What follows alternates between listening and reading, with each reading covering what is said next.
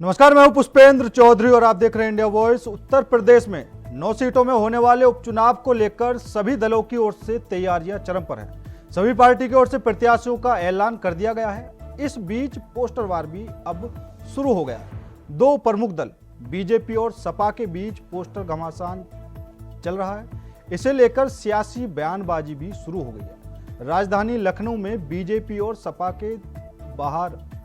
के दफ्तर के बाहर पोस्टर लगा दिए गए हैं, जो काफी चर्चा में है। लेकिन अब ऐसा लगने लगा है कि राजनीति सिर्फ पोस्टर तक ही सीमित हो गई है। हर रोज नया पोस्टर, लेकिन राजनीति वही पुरानी। आखिरकार अब यह समझ में नहीं आ रहा है कि उपचुनाव की ये जंग पोस्टर की जंग में क्यों बदल रही है। क्या पोस्टर से वोट बैंक को बनाया जाएगा या राजनीति ही बदलने लगी है।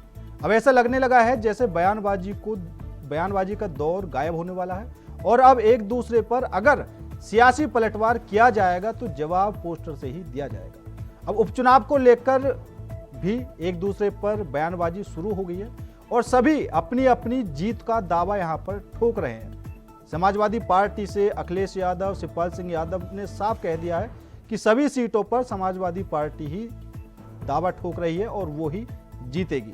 लेकिन जो पार्टियां उपचुनाव में कूद रही हैं वो अपने अपने तरीके से सपनों को बढ़ा चढ़ाकर देख रही हैं और सभी जीत का दावा कर रही हैं। अब उपचुनाव को लेकर किसने क्या कुछ कहा, एक बार वो आपको सुना देते हैं।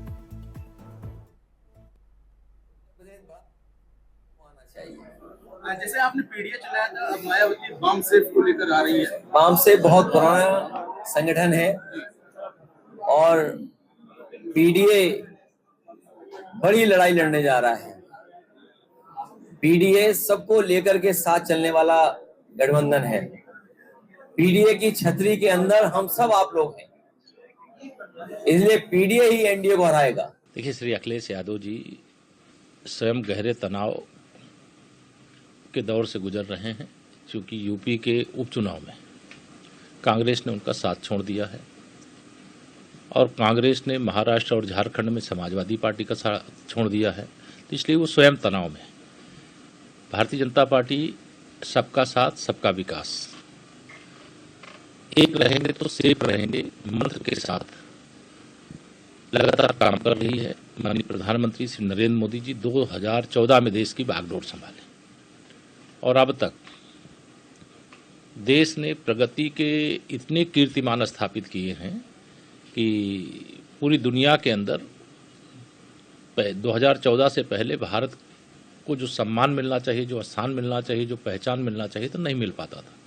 लेकिन आज वह स्थान, सम्मान, पहचान भारत ने अर्जित किया है।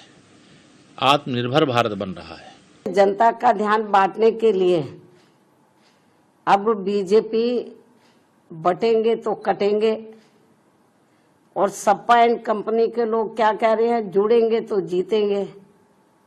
इन नारों को प्रचारित करने व इनकी पोस्टरबाजी आदि भी खूब करने में लगी है, जबकि इनकी हर मामले में रही दोगली सोच व नीतियों को ध्यान में रखकर वास्तव में होना ये चाहिए कि बीएसपी से जुड़ेंगे तो आगे बढ़ेंगे व सुरक्षित भी रहेंगे। चुनाव के टाइम पे ऐसी हरकतें करते हैं, मतलब पूरी बीजेपी है, खाली योगी जी नहीं, पूरे बीजेपी का यही है कि समाज को बांटो और राज करो। क्योंकि ये गंगा जमुनी तहजीब जो है ये हमारे यूपी की पहचान है। इसको नष्ट करने की कोशिश बीजेपी कर रही है और ये होगी नहीं कभी, क्योंकि यहाँ पे जो समाज है नीचे तक उनकी आपसी साझ इतनी है कि वो इनके इतने करने से टूटने वाली नहीं है।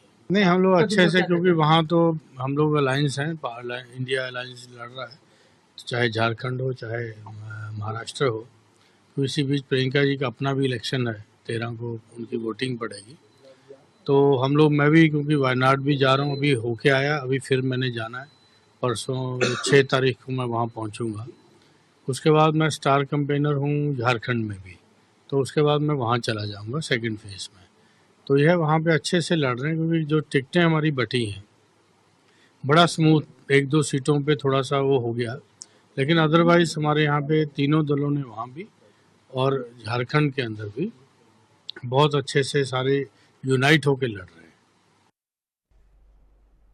तो सुना आपने किसने क्या कुछ कहा, और इसी मुद्दे पर करेंगे आज चर्चा। चर्चा में शामिल होने के लिए हमारे साथ भारतीय जनता पार्टी से आलोक वसी जुड़ चुके हैं। सर, आपका बहुत बहुत स्वागत है। वहीं समाजवादी पार्टी से पूजा मिश्रा जी और पॉलिटिकल एक्सपर्ट अनुराग नेता जी, आप सभी का बहुत बहुत स्वागत है। सबसे पहले पूजा मिश्रा जी, अब ऐसा लग रहा है कि हर रोज समाजवादी पार्टी एक नया पोस्टर लॉन्च कर देती है।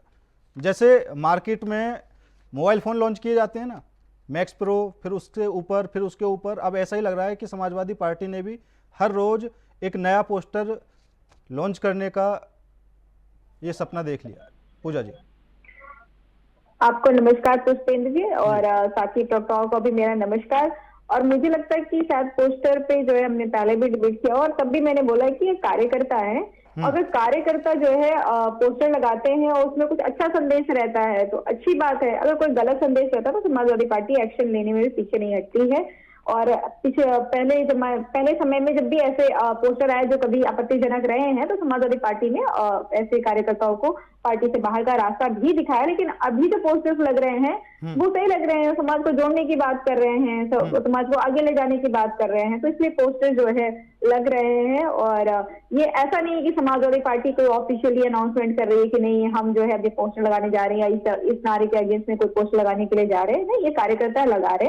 हाँ, माननीय मुख्यमंत्री जी जो है वो अलग बात है उत्तर प्रदेश के कि वो नफरत फैला रहे हैं, लगातार नफरत फैला रहे हैं। वो प्रदेश के बाहर जाते हैं, दूसरे प्रदेश पे जाते हैं, तो हमें लगा कि शायद वहां पे दूसरे प्रदेश में प्रचार करेंगे तो बताएंगे उत्तर प्रदेश में उन्होंने अच्छा क्या किया, तो कुछ किया नहीं अच्छा, तो था भी नहीं बताने के लिए। तुमको लगा कि बेहतर होगा कि हम जो है काटो और बांटो की राजनीति कर ले, और माननीय मुख्यमंत्री जी काटो और बांटो की राजनीति कर रहे हैं। उत्तर प्रदेश में जो हम लोग जो कह सकते हैं कि काटो और बंटने वाली जो राजनीति को पीछे छोड़ करके चले आए थे, आगे बढ़ रहे थे, सौहार्द की तरफ बढ़ रहे थे। माननीय मुख्यमंत्री उत्तर प्रदेश को दोबारा जो है उसी डायरेक्शन में लेके जा रहे हैं कि जहाँ पे जो है धर्म के नाम पे जो है लोगों को बांट दिया जाए, और उसका परिणाम आपने देखा ही किस तरीके से दंगे भी हुए और अभी भी नफरत जो है फैली चली जा रही है। ठीक है आलोक जी, सबसे पहले योगी जी का बयान आता है बटेंगे तो कटेंगे, उसके बाद बीजेपी के ही कार्यकर्ता एक पोस्टर लगा देते हैं बटेंगे तो कटेंगे, उसके बाद अखिलेश यादव जी का भी उस पर बयान आता है, और समाजवादी पार्टी के जो कार्यकर्ता हैं अब वो भी पोस्टर लॉन्च करना शुरू कर दिया है। तो क्या उपचुनाव में पार इसी तरह पाया जाएगा? भाई मुझे लगता है सपा पोस्टर चिपका के ही चुनाव जीतने की तैयारी में है। पब्लिक के पास जाने के लिए उसके पास टाइम नहीं है।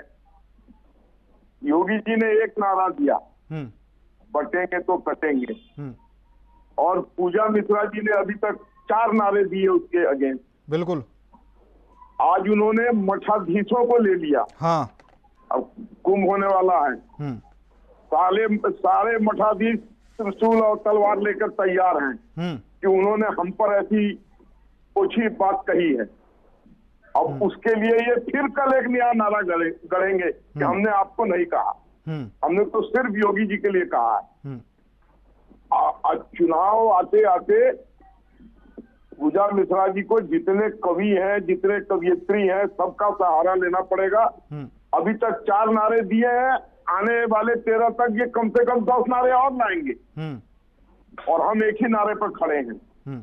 समाज में, परिवार में भी एक रहने की हिदायत दी जाती है, एक रहने की सीख दी जाती है। तो परिवार एक रहेगा, समाज एक रहेगा, राज्य एक रहेगा, भारत एक रहेगा तो श्रेष्ठ रहेगा। एकता में ही श्रेष्ठता है, एकता ही श्रेयकर है। बिल्कुल, तो हमने तो कोई ऐसी बात नहीं कही।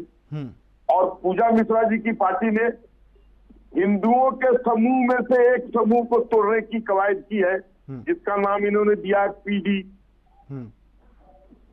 पिछड़ा और दलित, और उसमें इन्होंने जोड़ लिया है अल्पसंख्यकों को, और ये अपना मेजोरिटी बना के 24 में लोगों को गुमराह करके पूजा जी ने कि दलित और एसटी और एसटी का रिजर्वेशन खत्म कर देंगे, कॉन्स्टिट्यूशन बदल देंगे। हमारे भी कुछ छुटभैया नेताओं ने इनका साथ दे दिया, उन्होंने भी कुछ अनर्गल बातें कह दी, और ये इनकी चाल सफल हो गई, और हमको थोड़ी मुंह की खानी पड़ी यूपी में। पर आप तो कारों पे बोल भी नहीं योगी पाते जी, हैं। एक आप मिनट हमारी पूजा पार्टी जी, को मैं बोलते आपसे हैं, पूजा जी सुन लीजिए। बोलिए। पूजा जी आऊंगा मैं आपने आपके मुद्दों ठीक पर है। वोट दिया पूजा- है। पूजा जी सुन लीजिए, पूजा जी। आप अपने समय में बोले तो अच्छा रहेगा। पूजा जी सुन लीजिए। आप एक अच्छी वक्ता है, आप पढ़ी लिखी वक्ता है, आप समाजवादी पार्टी में वो गुंडे मवाली की तरह नहीं है। बात कृपया मेरी बात होने दीजिए, फिर आप अपनी बात लाइएगा। जनता नहीं गुमराह योगी होती जी है। ने जब ये बात जनता कही मुद्दे पुष्पेंद्र लेकर भाई, ही वोट देती है, जब उसने तो आपको उन्होंने देखा तब भी आगरा में मुद्दे ये देखे कहा। थे और हमें दिया और तब भी उस मुद्दे समय देखे हैं। आपको हमें बोलना है, बांग्लादेश में बोलिए। मुसलमान हिंदुओं पर किस तरीके का कुठाराघात हुआ, आपत्ति है किस तरीके से असमत लूटी गई, आबरू लूटी गई, किस तरीके से उन पर यातनाएं दी गई, किस तरीके से उनके घर जलाए गए, ये किसी से छिपा हुआ नहीं। उस संदर्भ में योगी जी ने कहा था आगरा में, जब वहां बांग्लादेश में ये हुआ था कि बटेंगे तो अपना देश कटेंगे, संभल नहीं रहा है। उसको इन लोगों ने गलत ढंग से प्रचारित कर दिया। बांग्लादेश और संभालने के लिए जा रहे हैं। अगर हम अपना देश किसी को संभाल नहीं रहा है, बांग्लादेश संभालने के लिए अगर हम किसी को कह रहे हैं कि एक हो जाओ, एका में ही नेता है, अगर हम एक होने की बात कर रहे हैं तो हम कौन सी गलत बात कर रहे हैं? मैं पूजा मिश्रा जी से पूछना चाहता हूँ, आपने पीडीए, आपका पीडीए बांटने की बात करता है, एक पर्टिकुलर समूह को लेकर चलने की बात करता है, कहाँ है उसमें फॉरवर्ड की कौन सी गुंजाइश है? जो बड़े फॉरवर्ड है, जो बुनियाद ब्राह्मण राजपूत बनिया, इसकी कौन सी गुंजाइश है उसके अंदर? आप बताने का कष्ट करें। अभी तक आपने हमारे एक नारे के विरुद्ध 4 नारे कर दिए हैं, आने वाले समय में 4 नारे और करिएगा, लेकिन आपकी दालत गलने वाली नहीं है। चलिए ठीक है, ठीक है, ठीक है सर, ठीक है पूजा जी। हुआ है, हम काम के बदौलत जाएंगे लोगों के पास और 9 में से कम 7 सीटें जरूर जीतेंगे। चलिए ठीक है, ठीक है पूजा जी, मैं आऊंगा आपके पास, आऊंगा। हमारे साथ कांग्रेस से अनुज सिभरे भी जुड़ चुके हैं। अनुज जी, अभी केएल शर्मा जी की तरफ से एक बयान सामने आया है, उन्होंने साफ तौर पर कहा है कि बीजेपी बांटो और राज करो की राजनीति करती है। ये लगातार पूरे देश में भारतीय जनता पार्टी मुद्दों से बता रही है। आज मैंने फिर पहले भी आपकी रिपोर्ट में कहा था, देश में बढ़ती महंगाई, बढ़ती बेरोजगारी, लगातार देश में अर्थव्यवस्था बिगड़ रही है, मगर भारतीय जनता पार्टी उससे बात नहीं करना चाहती। मगर भारतीय जनता पार्टी बात करना चाहती है कि बटेंगे और कटेंगे, मगर ये नहीं मालूम कि दाल क्या भाव है, चीनी क्या भाव है, रिफाइन क्या भाव है और सिलेंडर क्या भाव है। सिलेंडर पे की लेटेस्ट 62 रुपए बढ़ाए कॉमर्शियल पे, तो आप समझ सकते हैं कि महंगाई कहाँ जा रही है। तो इस पर मुद्दे पे क्यों नहीं बात हो रही है? नहीं बिल्कुल, सबसे बड़ी बात यही है कि जो मुद्दे हैं वो बीच में नहीं आ रहे और पोस्टर वार का जो दौर है वो शुरू हो गया। और देश की जनता समझ चुकी है, उसका जवाब भारतीय जनता पार्टी को मिला है लोकसभा में 24 में। और निश्चित रूप से मैं आपको विश्वास दिलाता हूँ, उपचुनाव में उत्तर प्रदेश की जनता इनको करारा जवाब देने जा रही है।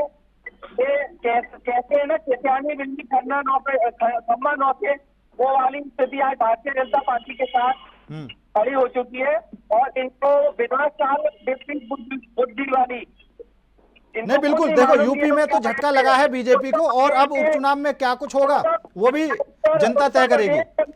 उत्तर प्रदेश के मुख्यमंत्री ने बयान दिया था कि दिवाली तक उत्तर प्रदेश गड्ढा मुक्त हो जाए, मगर मैं आपको बता दूं उत्तर प्रदेश में लगातार गड्ढे बढ़ते जा रहे हैं। कोई भी इस पर कोई कार्रवाई नहीं हो रही, लगी फरमान जारी होता है और वो कागजों में सिमट के रह जाता है। लाइन ऑर्डर उत्तर प्रदेश का बिगड़ा हुआ है, लखनऊ में मर्डर हो जाता है तो हिंदी नहीं होता। तो ये जनता सारी समझ चुकी है भारतीय जनता पार्टी की राजनीति अब नहीं चलेगा उत्तर प्रदेश में।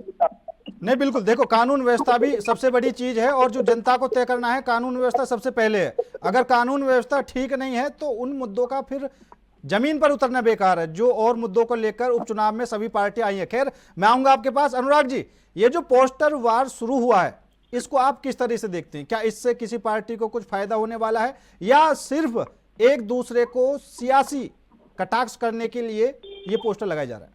जी पुष्पेंद्र जी, जैसे कि आपको पता ही होगा कि यूपी के 9 सीटों पे यूपी के उपचुनाव होने वाले हैं और उसके वोट करीब सिर्फ 10 दिन बाकी हैं, सिर्फ जो वोटिंग के समय में। तो ऐसे में राजनीति एक तरीके से गर्मा गई है और ये हमने इस बार देखा है कि पोस्टर के जरिए ज्यादा आपस में एक दूसरे पे कटार हो रहे हैं। जैसे भाजपा ने और योगी जी ने नारा दिया था बटेंगे तो कटेंगे, तो उससे वो अपने जो है वोट बैंक को, जो बहुसंख्यक वोट बैंक है, उसको साधने की कोशिश कर रहे थे। और जहाँ दूसरी तरफ जो सपा जो कह रहे हैं कि पीडीए जो है साथ में जुड़ेगा, साथ में जोड़ेंगे और जीतेंगे, तो वो अपने वोट बैंक को जो है पिछड़ा, दलित और अल्पसंख्यक, उस वोट बैंक को साधने की कोशिश कर रहा है। तो अगर आप देखिए, और ये कोई मामूली, जो आप देखेंगे कोई मामूली मतदान नहीं है जो ये होने वाला है उपचुनाव में। 9 सीटों पे है और इसका बहुत बड़ा सियासी मायने है, क्योंकि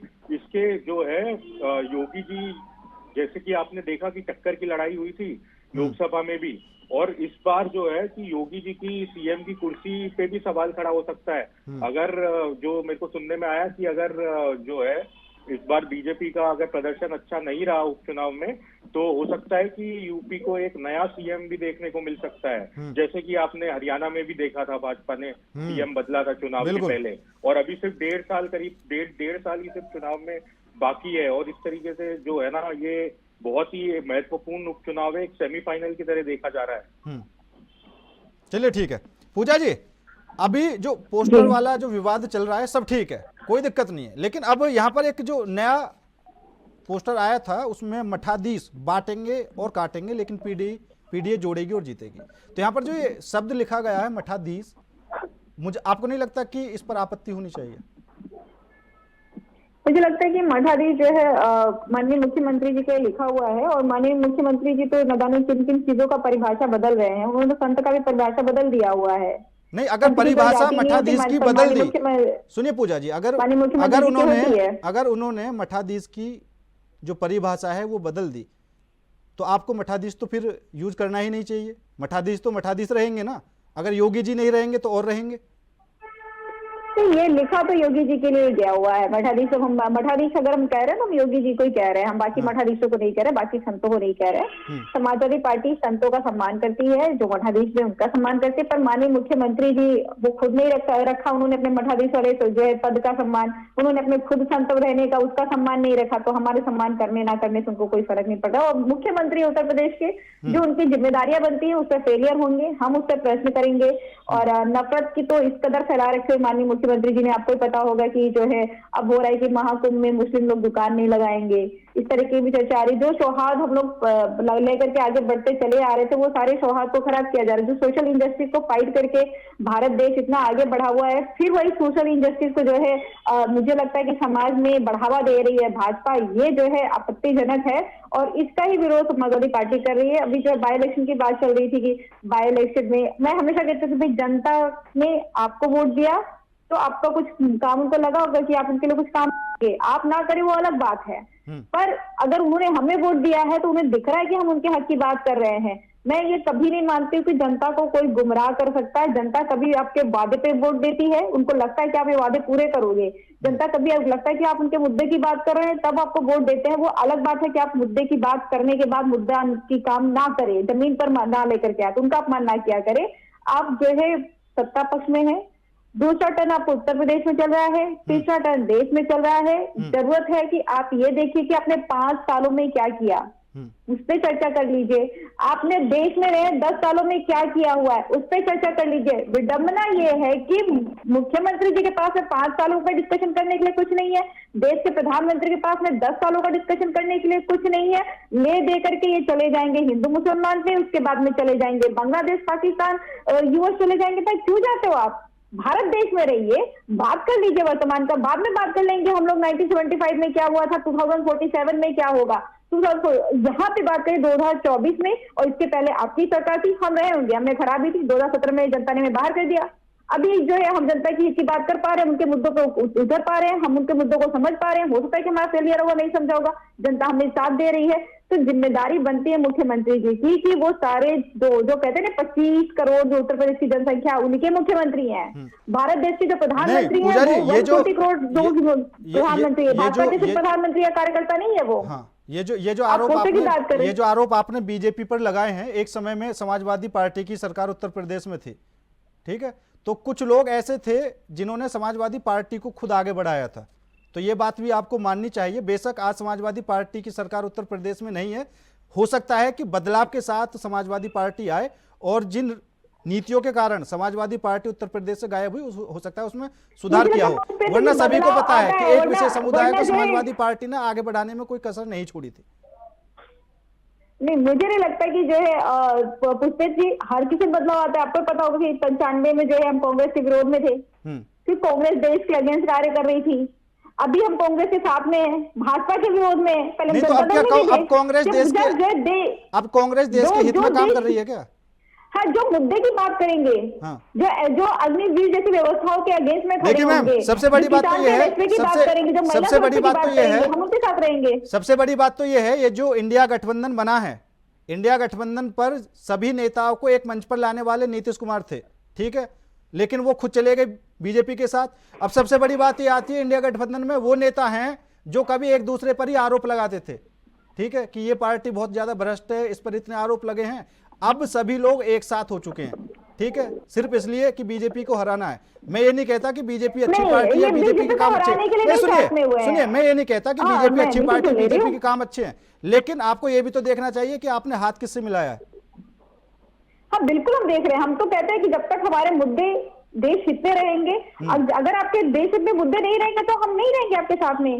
आप अगर देश के, अभी भाजपा अगर देश हित में कार्य करने लग जाए, हम तो हमेशा कहते हैं मत दीजिए मौका हमें बोलने के लिए, आप नौकरियां दे दीजिए, आप महिलाओं की सुरक्षा कर दीजिए, क्यों देते हैं मौका? अगर अभ्यर्थी चले आते हैं समाजवादी पार्टी के से मिलने के राष्ट्रीय अध्यक्ष जी से, अभ्यर्थी के साथ में समाजवादी पार्टी के कार्यकर्ता अगर सड़क पर चल देते हैं कि भाई आप क्यों नहीं कार्रवाई कर रहे हैं, तो अभ्यर्थियों कहने लग जाते हैं तो समाजवादी पार्टी के लोग भेजे हुए हैं। अगर देखिए मैम,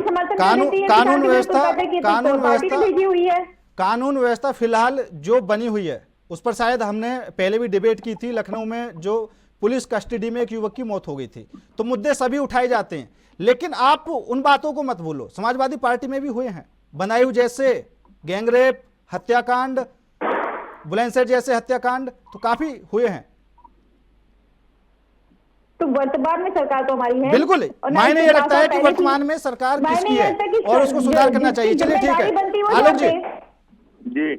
आलोक जी, अभी केशव जी का एक बयान आया था कि अखिलेश यादव जी गहरे तनाव में हैं क्योंकि कांग्रेस ने उसका साथ छोड़ दिया, लेकिन अभी आज केएल शर्मा जी का भी बयान आया, उन्होंने साफ तौर पर कहा कि हम इंडिया गठबंधन है और इंडिया गठबंधन ही चुनाव लड़ रहा है। लेकिन दूसरी तरफ केशव प्रसाद मौर्य जी बोल रहे हैं कि उपचुनाव आने वाले हैं और डिप्रेशन में है अखिलेश यादव, उनको पता नहीं चल रहा कि क्या करना।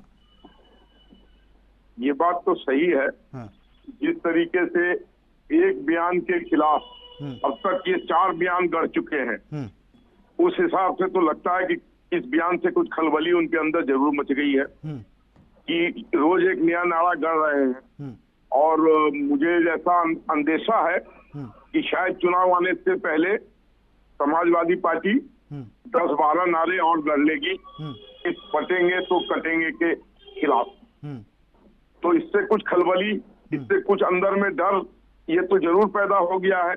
और ये केशव प्रसाद जी ने अगर कहा है तो इस बात में दम है। और दूसरी बात कि कांग्रेस की यहाँ स्थिति बहुत दयनीय है। कांग्रेस उत्तर प्रदेश में, महाराष्ट्र में, हरियाणा में तो नहीं थी, इन दोनों जगह सेकंड रग की पार्टी है। जो दोगे वो लेंगे, जो चाहेंगे वो नहीं मिलेगा। आप मेरी बात समझिए। अखिलेश जी ने इनको 2 सीटें दे दी। कौन सी 2 सीटें दी? एक गाजियाबाद और एक खैरी है ना वो? हाँ, खैर। दोनों सीटों पर भारतीय जनता पार्टी 30-35 वर्षों से काबिज है और वहां जीत का अंतर लाखों में होता है। तो इन्होंने सरेंडर कर दिया। क्यों और फजीयत कराएं वहां जाके कि वो दोनों सीट तो हम हार जाएंगे, फिर हमारे राहुल गांधी के नेतृत्व में पता नहीं वो 52वां या 53वां हार होगा। तो इसलिए उन्होंने सरेंडर कर दिया कि नहीं भैया आप ही लड़ लो, हम तो आपके साथ हैं। तो ये है दयनीय स्थिति। और राजनीति में दयनीय स्थिति में अगर कोई पार्टी आ जाए उसका वजूद हिल जाता है। समाजवादी पार्टी ने जो पीडीए का बात किया और जो हमारे खिलाफ इन्होंने एक षड्यंत्र रचा कॉन्स्टिट्यूशन बदल देंगे और SC/ST का रिजर्वेशन बदल देंगे।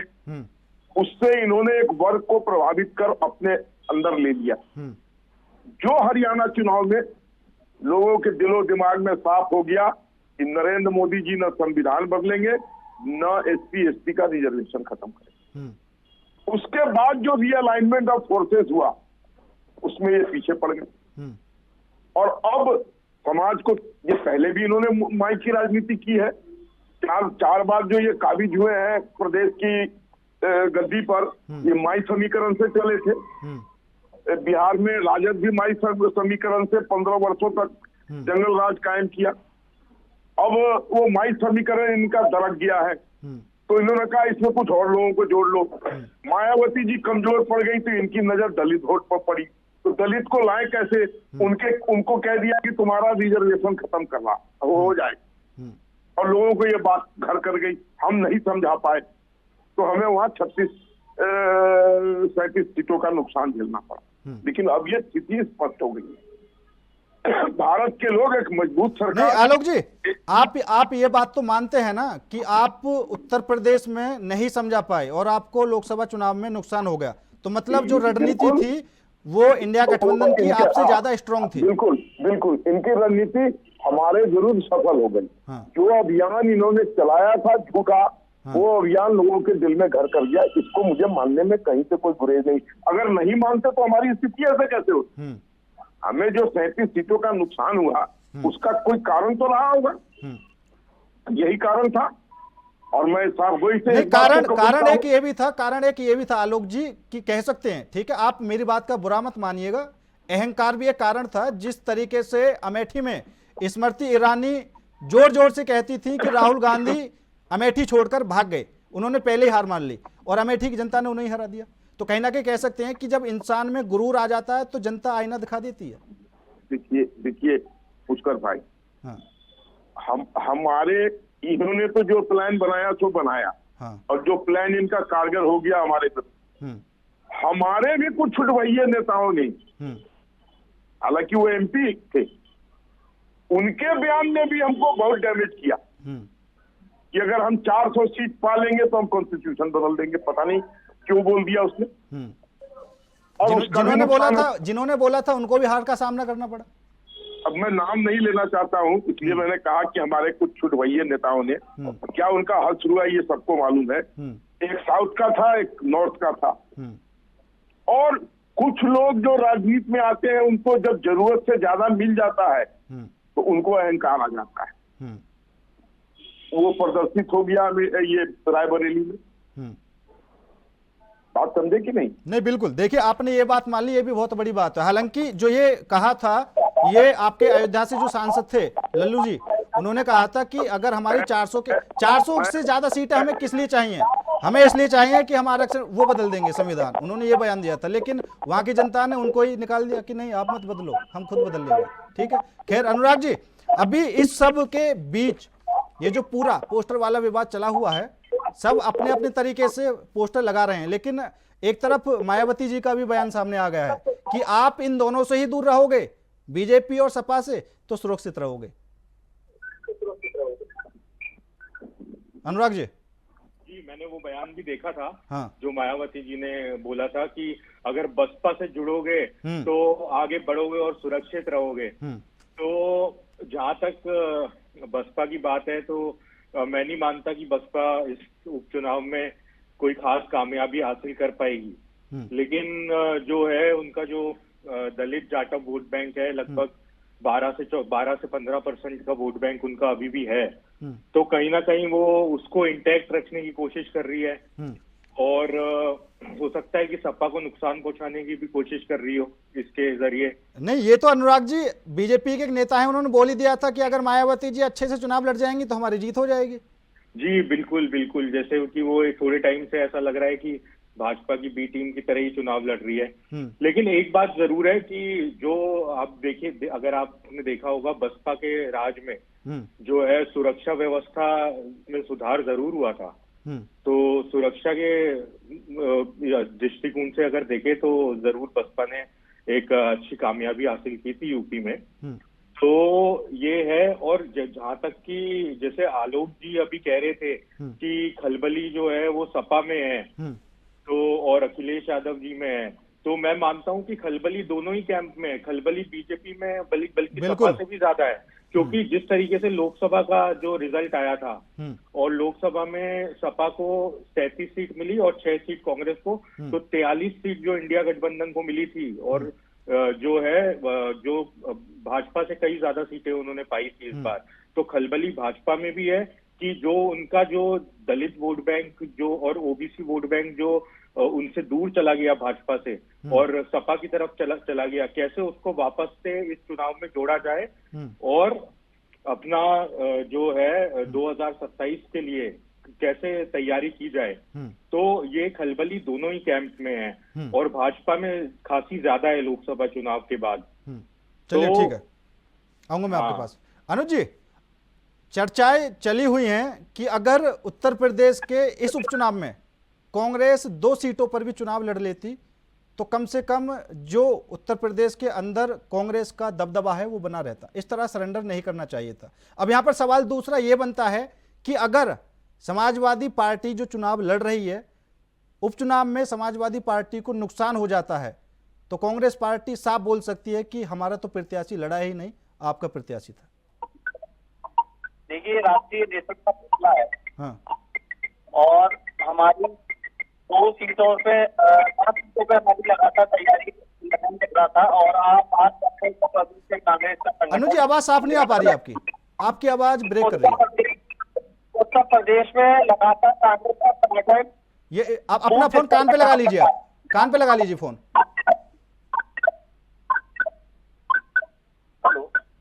बोलिए बोलिए। उत्तर प्रदेश में कांग्रेस का संगठन निरंतर बूथ स्तर पर काम कर रहा है कि आलोक जी किस तरीके से कह रहे थे कि कांग्रेस का वर्चस्व उत्तर प्रदेश में खत्म हो रहा है, तो आप इसकी चिंता मत करिए, इसका जवाब जनता बहुत जल्दी आपको दे रही है और दिया भी है। उत्तर प्रदेश में लोकसभा के चुनाव में भी आप लोगों का जिस तरीके से पैर आपके फिसक रहे थे उत्तर प्रदेश से, वो सब जग जाहिर है। आप बात कर रहे थे कि कांग्रेस ने भ्रमित किया पूरे देश में संविधान को लेकर, तो आप ही के सांसद ने लोकसभा में बयान दिया था कि 400 पार का नारा 400 पार करा दीजिए और संविधान को हम बदल देंगे। तो ये कोई किसी से छुपा नहीं है। मैं लगातार कहता हूं कि ये झूठ यूनिवर्सिटी के मास्टरमाइंड हैं और इनको झूठ यूनिवर्सिटी के से सर्टिफिकेट मिल चुका है। इनके देश के प्रधानमंत्री नरेंद्र मोदी जी इतना साफ पूरा झूठ बोलते हैं। लगातार उन्होंने देश में 10 सालों में जो देश की जनता को धोखा दिया है, ये बात करते हैं हिंदुओं की, और हिंदुओं के लिए सबसे बड़ा अत्याचार इन्होंने देवता निकासी पे किया था। नोटबंदी जो करी थी वो हिंदुओं का त्योहार था। आज ये बात कर रहे हैं बटेंगे कटेंगे, तो आज जितना भी अत्याचार हो रहा है वो हिंदू समाज पे जो लगातार हो रहा है वो किसी से छुपा नहीं है, जग जाहिर है। जो महंगाई आज चरम सीमा पे है वो उस पर क्यों नहीं भारतीय जनता पार्टी बात करना चाहती है।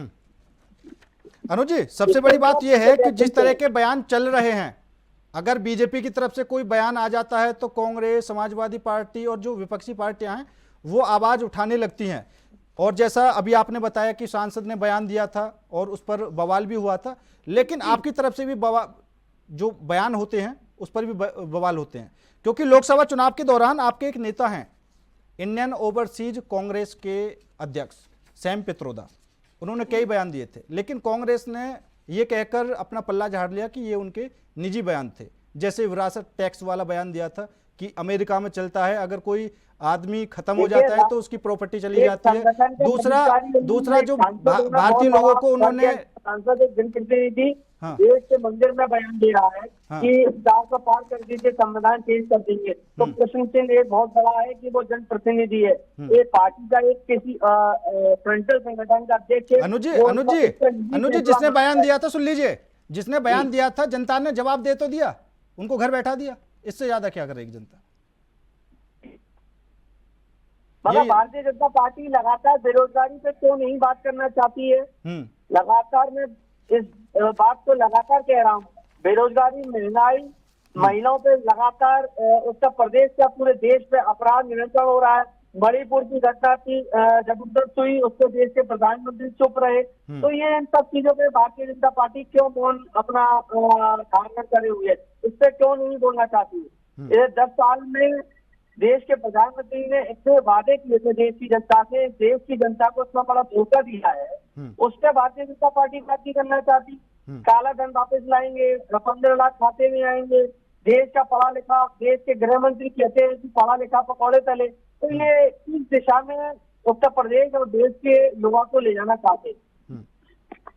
चलिए खैर, जो पुरानी बातें मैं उन पर नहीं जाना चाहता, क्योंकि फिर पुराना दौर शुरू हो जाएगा तो सपा और कांग्रेस की बातें भी बीच में आ जाएंगी। अब पूजा जी ने जैसा कहा, जो वर्तमान चल रहा है उस पर ज्यादा डिस्कस करना चाहिए। लेकिन आलोक जी, लोकसभा चुनाव से क्या सीख मिली? क्योंकि उपचुनाव है और योगी जी की तो जो साख है वो तो दांव पर लगी ही है, काफी मंत्री भी उतर चुके हैं। अगर उपचुनाव में स्थिति फेलियर जैसी हुई तो किसकी साख दांव पर होगी? योगी जी, पुष्पेंद्र भाई जी, आज की डेट में भारतीय जनता पार्टी के स्वरूप के हिस्सा है, उनकी साख कोई दांव पर नहीं लगी। पूरे देखिए, पूजा जी हंस रही है। नहीं, अभी आलोक जी, उनको भी पता है कि उनके योगी जी की डिमांड है। हाँ, और पूरे देश में योगी जी की डिमांड है। हाँ, क्या महाराष्ट्र हो, क्या झारखंड हो, हमें जन्नत की हकीकत पर गाली दे कुछ रहने के लिए ख्याल अच्छा है, और सबको जोड़ेंगे और बीजेपी को जिता के जाएंगे।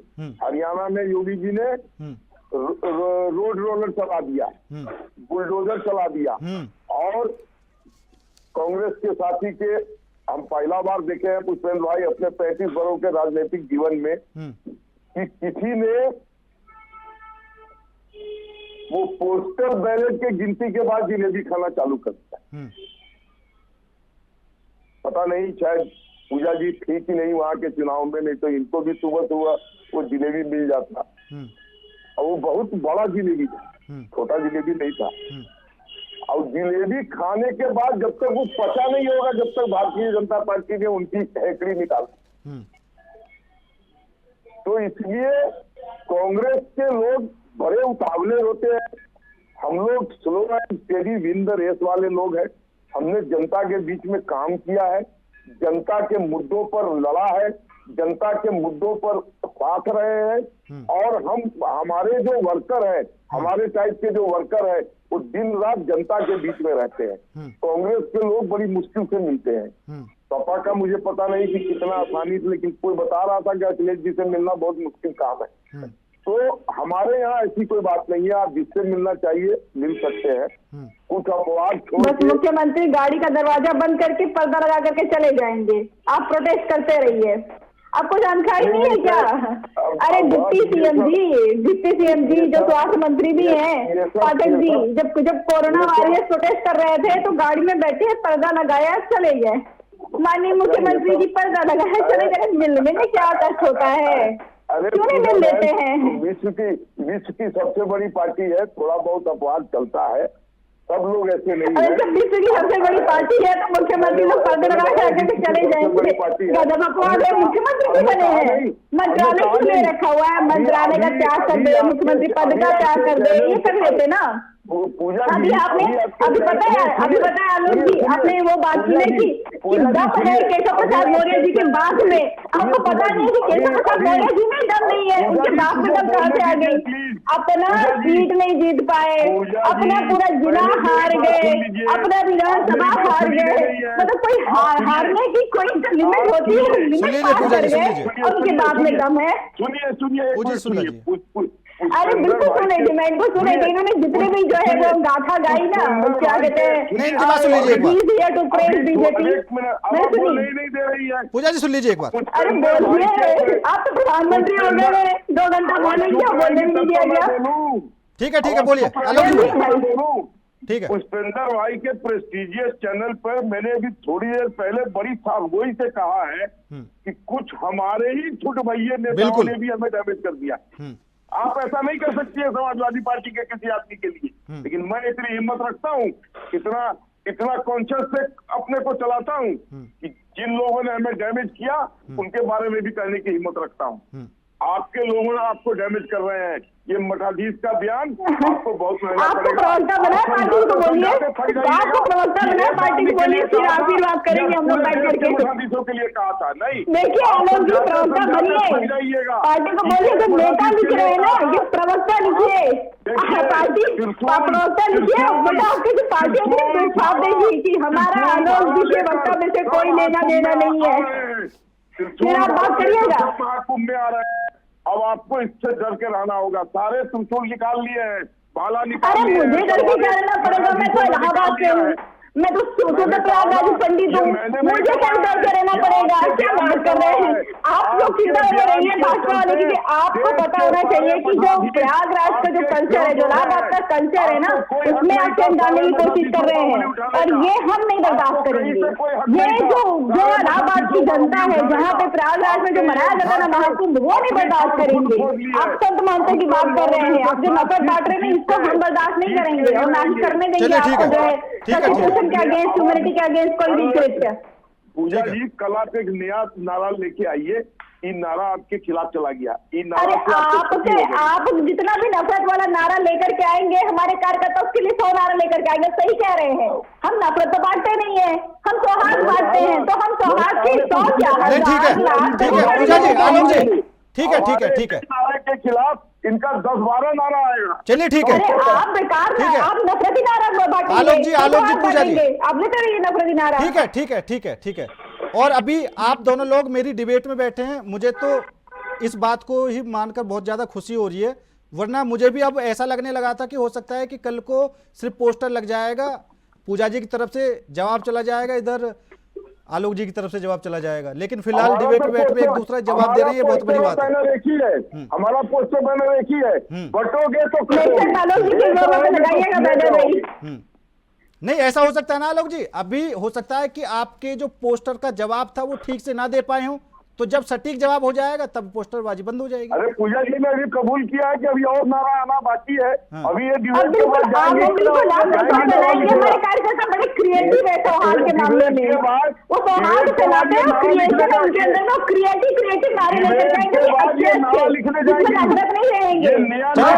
ठीक है अनुज जी कुछ बोलने वाले, नफरत ऊपर से आ जाती है। चलिए ठीक है पूजा जी, डिबेट के बाद ये नया नारा लिखने जाएंगे। ठीक है अनुज जी कुछ बोलने वाले तो 1200 का सिलेंडर है, और एक रहेंगे तो 400 का सिलेंडर मिलेगा, ये हम लोगों का नारा है। एक बार दोबारा बताइए, समझ नहीं आया। बटेंगे तो 400 का सिलेंडर 1200 का मिलेगा, और एक रहेंगे तो 400 का मिलेगा। अनुज भाई आपको तो जिलेबी खाने को मिलेगा नहीं उत्तर प्रदेश में, आप क्यों झाल बजा रहे हैं? पूजा जी का जलेबी आएगा, उसमें से हम लोग बांटेंगे। अच्छा समझौता होगा? ऐसी कोई आपकी लड़ाई थोड़ी है। 27 में जब बैठा जाएगा, आप दिल्ली का विपक्ष में, हम पक्ष में रहेंगे, सवाल पूछेगा, हम नहीं छुपेंगे, हम जवाब देंगे, आप चिंता मत करिए, आप हमसे सवाल पूछेंगे, हम जवाब देंगे आपको। चलिए ठीक है पूजा जी। भूपेंद्र भाई इन्होंने हमारा कोई खेत थोड़ी जोतिया है, इनसे कोई ब्रह्मनस्था थोड़ी है। अगर ये जीतेंगी तो ये मिठाई खिलाएंगे, हम जीतेंगे तो हम खिलाएंगे। इतनी तो मानवता होनी चाहिए ना। और ये कांग्रेस वाले कहाँ जाएंगे? इनको तो यहाँ का जिलेबी मिलेगा ना रसगुल्ला, अगर कुछ दे दिया सपा ने तो खा लेंगे, नहीं तो भूखे पेट सो जाएंगे। चलिए आलोक जी ठीक है, आलोक जी ठीक है कि हरियाणा में इनकी सरकार नहीं आई, वरना जलेबी की फैक्ट्री लगने वाली थी। वो सब जाहिर है कि आपने किस तरीके से हरियाणा में सरकार को हासिल किया है। ट्रकों में लोड भी हो गया था जलेबी, जो बाद में फेंकना पड़ा। उतना बड़ा जिलेबी मैंने जिंदगी में नहीं देखा है, हाथ से भी बड़ा जिलेबी था। जिसको कहते हैं ना वो कौन सा बर्गर पिज्जा होता है, वो सबसे बड़ा पिज्जा का कुछ नाम होता है, उसी टाइप का वो साला जिलेबी था, इतना बड़ा। आलोक जी वो हरियाणा है, वहाँ सब कुछ बड़ा होता है, वहाँ सियासत भी बड़ी होती है और जलेबी भी बड़ी होती है।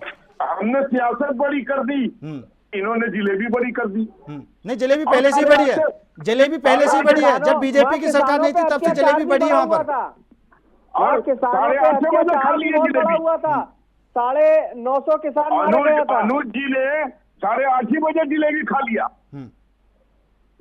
और दोपहर का भोजन नहीं किए, क्योंकि उस समय पे तो क्या दम आ गए। हम काम करने वाले लोग हैं, हम जनता के सामने काम के बदौलत जाते हैं, हमारे काम में दम है, हमारे काम में लोगों को आस्था है। हम आज तक एक भी हमारे ऊपर तोहमत नहीं लगा, कोई किसी तरीके का कोई हमारे ऊपर उत्तर प्रदेश की जनता पूरे देश में लगा चुकी है, कोई स्कैम नहीं है, स्कैम रहित सरकार है। 11 वर्षों का सेंटर का सरकार स्कैम रहित और राज्यों में स्कैम रहित सरकार। कोई नेता हमारा जेल नहीं गया, किसी के ऊपर कोई केस नहीं हुआ। लेकिन आलोक जी, बड़ी बात, बहुत बड़ी बात ठीक है, ठीक है आलोक जी, सबसे बड़ी बात ये उठती है कि अभी आपने बोला कि आपका नेता कोई जेल नहीं गया। आपका नेता जेल कैसे जा सकता है? आप तो दूसरे लोगों को जेल भेजते हो। अब केजरीवाल जी जेल से बाहर आए, उन्होंने आकर आप पर आरोप लगा दिया कि मुझे तो जबरदस्ती जेल भेजा इन्होंने। देखिए, अगर भारत के संविधान में विश्वास है, भारत के न्यायालय में विश्वास है, तो उनको भारतीय जनता पार्टी ने नहीं, उनके कर्मों के कारण न्यायालय ने उनको हिरासत में लिया और बार बार उनका बेल रिजेक्ट किया। ये हमने नहीं किया, न्यायालय हम नहीं चला रहे हैं, न्यायालय न्याय की मूर्ति लोग चला रहे हैं, न्यायमूर्ति लोग। आलोक जी, आलोक जी हमारे ऊपर ये उंगली ना उठाएं। आलोक जी, न्यायालय ने ही बुलडोजर कार्रवाई पर रोक लगाई है, आपको याद है? तो लग गई रोक। तो क्या आपकी तरफ से वो गलत था? गलत नहीं था। हाँ, हमने तो जो कर रहे थे। नहीं तो क्या नहीं, अब रोक लगाई है तो क्या माननीय न्यायालय गलत है? हमने जो अभी तक बुलडोजर चलाया उसको लेकर हम पर कोई केस तो दर्ज नहीं हुआ, हम पर कोई कार्रवाई तो नहीं हुई। न्यायालय ने कहा अभी रोक दो, हमने रोक दिया। चलिए ठीक है, हम न्यायालय के विरुद्ध नहीं जा सकते। अब एक इंसानियत के नाते आपसे एक सवाल पूछता हूं मैं। अगर घर का एक लड़का गलती करेगा तो क्या उसके पूरे परिवार को सजा देनी चाहिए? नहीं, बिल्कुल नहीं। तो पूरे घर पर बुलडोजर चला के क्या फायदा? क्योंकि वो घर अवैध था। अच्छा, इस तरीके से ठीक है, लेकिन आपने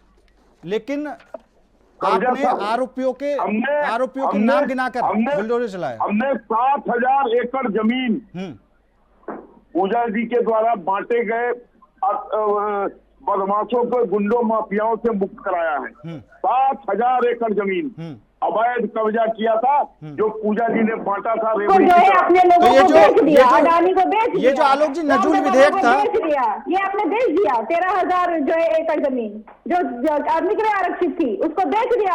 अरे अरुणाचल प्रदेश के मुख्यमंत्री आकर के अयोध्या में जमीन खरीदते हैं, आपके मंत्री अयोध्या में जमीन खरीदते हैं, आप 13,000 एकड़ जमीन बेच देते हैं। पर जितना आपने जो है टैरिफ बढ़ाया, उससे कहीं ज्यादा तो आपने बेच डाला। बेचने के लिए हमारे ऊपर बेचते तो नहीं। बिल्कुल आपको केस होगा। अरे चिंता मत करिए, कोविवैक्सीन बोर्ड, जो कोविवैक्सीन घोटाला, ऑक्सीजन घोटाला, अभी ये सारे घोटाले निकलेंगे। आप चिंता मत करिए, करने घोटाले नहीं है बिल्कुल। क्यों नहीं है? हेमंत शर्मा को जब से आपने ले लिया 2015 में, तब से सीबीआई को बुलाई नहीं एक पूछने के लिए। 2014 में उसे सीबीआई बुलाएगी पूछने के लिए, आपके पास आते ही सीबीआई बुलाना छोड़ दी।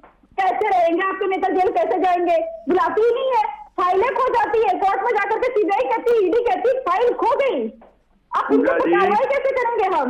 तो देखिए, चिंता मत करिए, निश्चित रहिए, ये जो है भारत देश है, यहाँ पे जो गलत करेगा उसको परिणाम मिलेगा। आपका कन्विक्शन आप देखिए 95। आलोक जी, एक सवाल और है। जो है आलोक जी,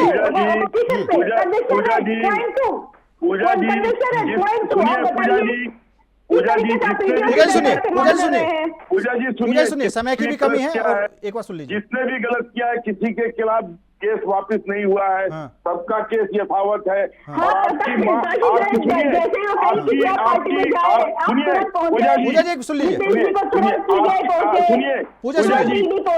पूजा जी सुनिए, आपकी माँ ने भी आपको सिखाया होगा, अच्छी संगत में रहोगे तो अच्छी रहोगी, अच्छी बनोगी, बुरी संगत में मत जाओ। तो उसी तरीके से जो हमारी संगत में आता है वो अच्छा बन जाता है, उसको चोरी चकारी करने की आदत छूट जाती है, उसको हम दुरुस्त कर देते हैं और उसको हम बिल्कुल राजकुमार बना देते हैं। आदमियों की संगत में साधु बनेगा। अब आप अच्छे हमारे लोगों के संरक्षण में है ना, संकट में सीबीआई बुलाएगी ना, ईडी बुलाएगी ना, आप जेल जाएंगे। आप जाइए मुस्लिमों के अगेंस्ट कुछ कहिए, आप जाइए नफरत बांटिए, आप जाइए कहिए कि जो है ऐसी घटनाएं होती रहती है, आप जाइए नफरत बांटिए, ये आपने कर रखा हुआ है। आप सही कह रहे हैं कि आपकी संगत ऐसी है कि आप आइए, आप खुद से गलत कुछ किए रहेंगे, हम आपको बचा करके रखे रहेंगे, अगर कुछ नहीं हो पाएगा तो हम आपकी सजा माफ कर देंगे, ये कह करके कि जो है आपका व्यवहार अच्छा है, भले आपने मर्डर किया है तो क्या हुआ है, हम आपको फिर से बात पैरोल दे देंगे, पैरोल देने वाले जेलर को भी अवार्ड के नाम पे हम अपनी पार्टी में शामिल कर लेंगे। ये आप लोग कर लेते हैं, ठीक है, ठीक है, हम न्यायालय थोड़ी चलाते हैं जो हम किसी चलिए आलोक जी, ठीक है, अरे नहीं, आलोक जी, बिल्कुल बस आपका व्यवहार अच्छा है, ठीक है, मर्डर का व्यवहार अच्छा है तो ठीक है, माफ कर देंगे। ठीक है पूजा जी, ठीक है। आलोक जी, एक सवाल यह बनता है कि आपकी सरकार से पहले जिसने भी भ्रष्टाचार किया था, जब आपकी सरकार आई तो उसके बाद फिर आपने उन लोगों पर कार्रवाई करनी शुरू की, लेकिन जब मायावती जी की सरकार थी तो उन पर कई तरह के आरोप लगे कि उन्होंने हाथियों में पैसा लगा दिया, मूर्ति बनवाने में कितने करोड़ का घोटाला कर दिया, लेकिन उनके तरफ अभी तक किसी तरह की कार्रवाई देखने को नहीं मिली है। अनुराग जी का आरोप भी था, अनुराग जी का आरोप भी था कि वो बीजेपी की बी टीम है। घबराइए नहीं, जब वक्त आएगा सारे लोग को उसके अपने कर्मों का फल भोगना पड़ेगा। इसके लिए हमारे यहाँ गिले हो सकता है लेकिन गिनाई नहीं हो सकता है। जो भी इस तरीके के काम में लिप्त हैं, जिन्होंने सरकार स्टेट एक्सचेकर का पैसा लूटा है, वो आज न कल उनको जेल के सलाखों के पीछे जाना ही पड़ेगा। हाँ, टाइम जो लग जाए लेकिन बख्शे नहीं जाएंगे। हाँ, और यूपी विधानसभा चुनाव में, माफ कीजिए, यूपी विधानसभा में जो एक योगी जी विधेयक लेकर आए थे, नजूल जमीन विधेयक, उसको बीजेपी के खुद के नेताओं ने रोक दिया। और अभी आपने कहा कि जो अवैध कब्जे थे हमने वो सभी छुड़ाए और 7,000 एकड़, हाँ 7,000 एकड़ कब्जे छुड़ाए। लेकिन योगी जी का जो मोटिव था नजूल विधेयक को लाकर कि वो ऐसी ही जमीनों को जिनका कोई वारिस ना हो या किसी ने उस पर कब्जा किया हो उसको छुड़ा लेते, लेकिन आपके नेताओं ने ही विरोध किया और उसको रुकवा दिया। बहुत सी चीजें परिस्थितियों के कारण अटक जाती है। मैं मानता हूं कोई मजबूरी रही होगी योगी जी की जो उसको नहीं पास करा सके। नहीं, योगी जी की मजबूरी नहीं थी, कुछ नेताओं की मजबूरी थी। हो सकता है कि वो भी उस चीज में लिप्त हों, कह सकते हैं।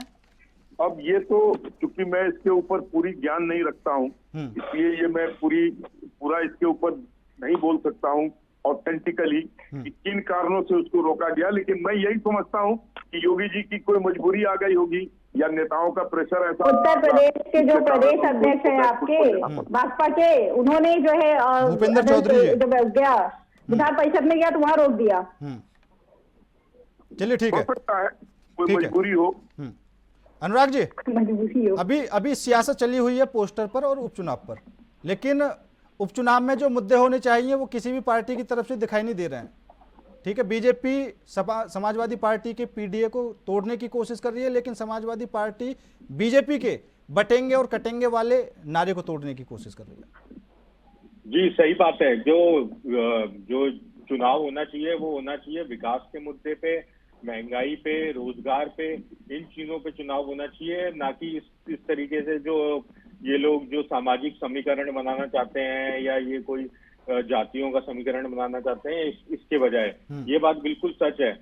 तो और जहां तक ये आलोक जी ने अभी बात की थी कि कार्रवाई होगी, हो सकता है थोड़ी देरी हो गई हो, तो 8 साल से तो भाजपा की सरकार है। 8 साल से आप जो है पुरानी सरकार के जो अगर कुछ गड़बड़ है, घोटाला है, जो आप ही कह रहे थे पहले, तो 8 साल में भी आप क्या उसको जांच नहीं कर पाए? 8 साल तो बहुत लंबा समय होता है। तो कहीं ऐसा तो नहीं कि कहीं ना कहीं अंदर खाने कोई ना कोई डील हो गई है आपस में इन दोनों के बीच में कि जो है कार्रवाई नहीं होगी और बसपा जो है वो मदद करती रहेगी बीजेपी की? क्योंकि बसपा खुद एक भी सीट नहीं जीतेगी, लेकिन जरूर सपा को 2 से 3 सीट जरूर हराएगी। आलोक जी, समाजवादी पार्टी को नुकसान पहुंचाएगी मायावती और बीजेपी को फायदा करने के लिए अब की बार वो खुद उपचुनाव में उतरी हैं। अनुराग नाहटा जी जो कह रहे हैं उनकी बातों में सच्चाई भी हो सकती है। राजनीति में समीकरण बदलते रहते हैं। बहुत से लोग चुनाव में वोट काटने के लिए उतरते हैं। उसका जीता जागता उदाहरण ऑल इंडिया और AIMIM है। और अब कमोबेश मायावती जी की भी स्थिति वही हो गई है। अब वो एक बहुत पावरफुल फोर्स के रूप में नहीं है, लेकिन जहां कहीं भी जाएंगी तो वोट काटेंगी। अब वो भारतीय जनता पार्टी का वोट काटती हैं कि सपा का वोट काटती हैं, ये तो आकलन की बात है। मैं समझता हूं इन लोगों का अस्तित्व वोट कटवा ही बन के रह गया है, और ये बात नाचा जी ने सही कहा है। अब किसका वोट काटेंगी, उनके मुताबिक सपा का काट रही हो, हमारे मुताबिक हमारा काट रही हो। क्योंकि दलित अब वापिस हमारी ओर मुखातिब हो रहा है, और दलित का अगर कोई वोट वो काटती है तो मैं समझता हूँ हमारा वोट काट रही है। नहीं, ये बात सही है, मैं इनकी बात से सहमत हूँ। आलोक जी, लोकसभा चुनाव में जो अब की बार से पहली बार लोकसभा चुनाव में जो दलित वोट बैंक आपको मिला था, अब की बार वो इंडिया गठबंधन की तरफ ट्रांसफर हो गया। अगर ऐसे में मायावती उतरी हैं और दलित वोट कटेगा तो सीधा सीधा आपका फायदा होगा। यहाँ तो देखिए, एक चीज आपको बता दूं, अभी हरियाणा चुनाव इसका जीता जाएगा। बिल्कुल, जो दलित वोट था वो वापस बीजेपी की तरफ आया, और इसलिए हमको वहां इतनी प्रचंड 47 सीट पर हम जीते। और हमें पूर्ण विश्वास है कि ये दलित वोट की वापसी दोबारा से भारतीय जनता पार्टी की ओर होगी। और इस लिहाज से मैं कह रहा हूं कि अगर मायावती कोई वोट काटती है तो वो हमारा वोट भी काटेगी। अब ये देखना बाकी है कि दलित क्या दोबारा से सपा के साथ जाता है या वो भारतीय जनता पार्टी के पास लौटेगा। चलिए ठीक है, पूजा मिश्रा जी, लास्ट कमेंट। देखिए पुष्पेंद्र जी, भाजपा जो राजनीति कर रही है, ये जब शुरुआत में भी आई तब भी हम लोग कह रहे थे, चर्चा किया करते थे कि भाजपा ने एक रिवेंज की, एक नफरत की राजनीति का शुरुआत किया हुआ है, जो कि देश हित में, प्रदेश हित में नहीं है। और समाजवादी पार्टी ऐसी राजनीति नहीं होने देगी। हम जो है सौहार्द की बात करते हैं और आगे भी करेंगे। तो प्रश्न जो सरकार से पूछने चाहिए वो पूछ रहे हैं, और जनता इसीलिए हमें 2024 में अपना समर्थन दी थी, और बाई इलेक्शन में भी, और आने वाले समय में भी जनता हमें। ठीक है, आप सभी मेहमानों का मैं यहाँ पर धन्यवाद करूंगा। मेरे साथ इस चर्चा में जुड़ने के लिए आप सभी मेहमानों का बहुत बहुत धन्यवाद। तो उत्तर प्रदेश में जिस हिसाब से उपचुनाव की जंग पोस्टर वार में बदल गई है, अब देखना होगा कि आगे पोस्टर विवाद में आखिर उपचुनाव में कैसे सभी पार्टियां पार खा पाती हैं। फिलहाल मेरे साथ इस खास पेशकश में इतना ही। बाकी देश और दुनिया की तमाम खबरों के लिए देखते रहिए इंडिया वॉइस।